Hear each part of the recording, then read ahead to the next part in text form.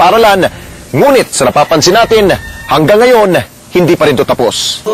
Isa sana sa makikinabang kung natapos na ang bagong campus ng City College of Tagaytay ay ang incoming 4th year student na nagpatago sa pangalang Josie. Ang sabi sa amin ni Josie, maganda raw sana kung pwede na nilang gamitin ang mga bagong silid-aralan. Luma na raw kasi talaga ang pasilidad ng kasulukuyan nilang ginagamit na campus.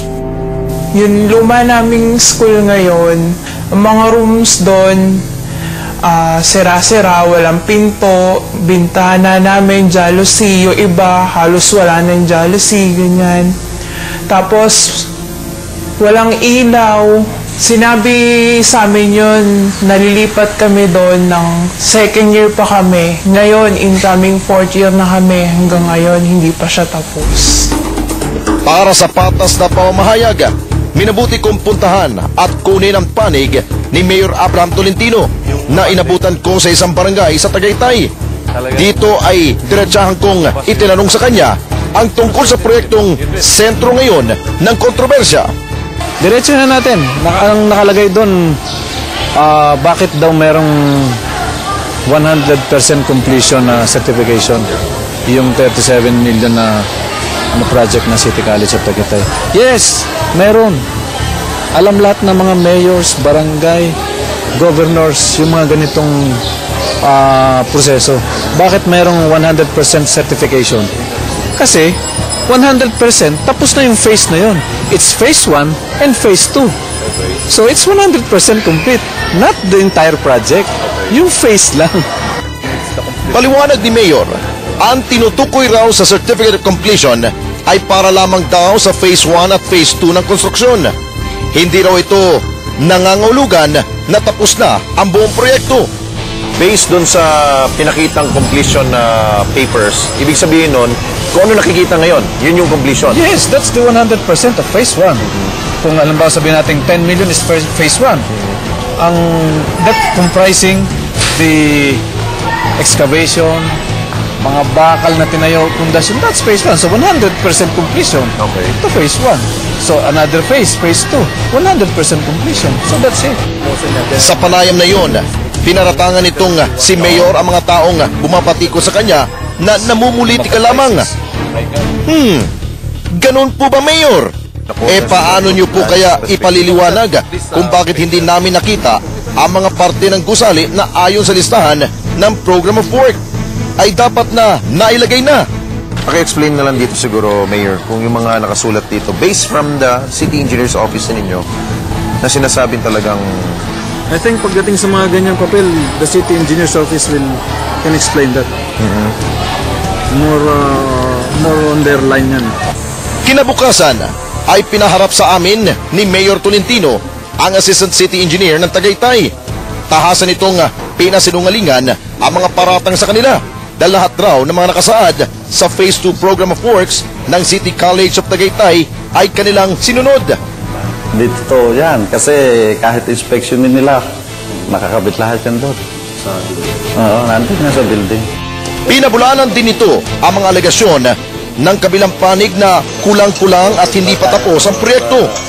Ngunit, nang siya'y aming tanungin kung bakit wala kaming napansin na mga ilaw at electrical wiring na dapat ay kasama sa scope of works ng Phase 2 ng construction, ito ang kanya naging sagot sa amin.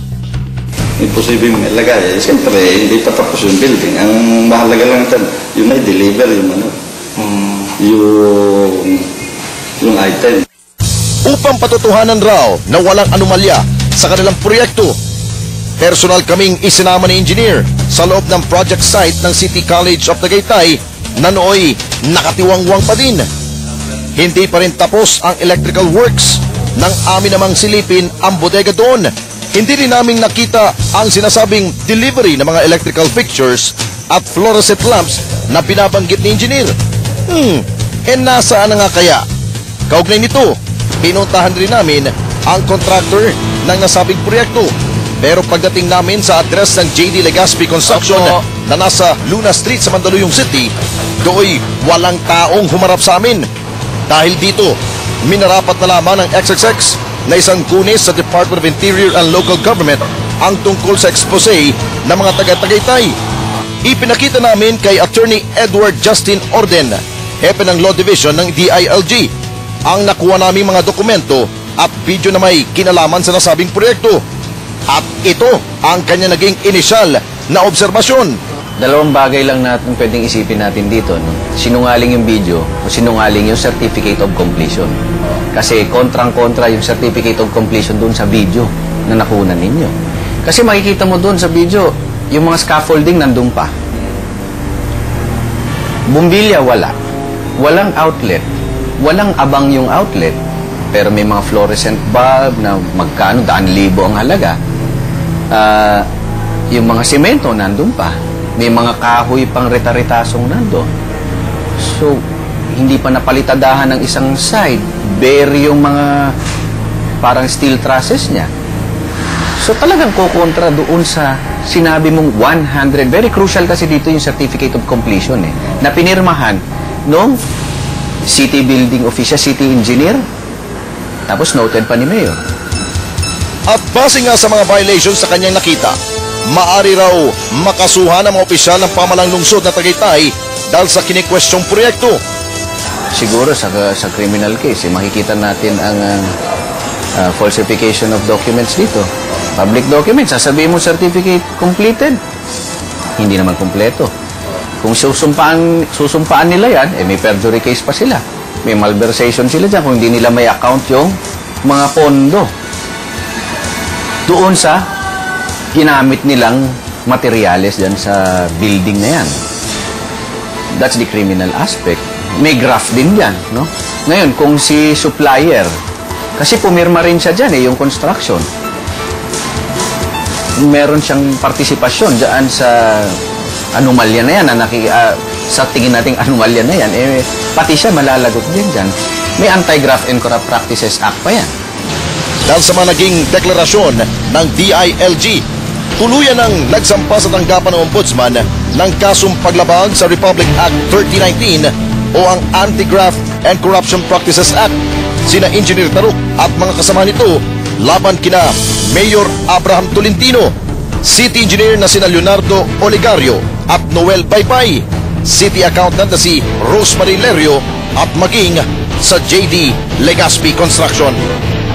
Hindi kayo engineer na maaring gumaganti lamang kayo dahil natalo kayo sa eleksyon at may ongoing protest sa COMELEC at sa Supreme Court ang inyong kaso tungkol dito sa nakarang eleksyon?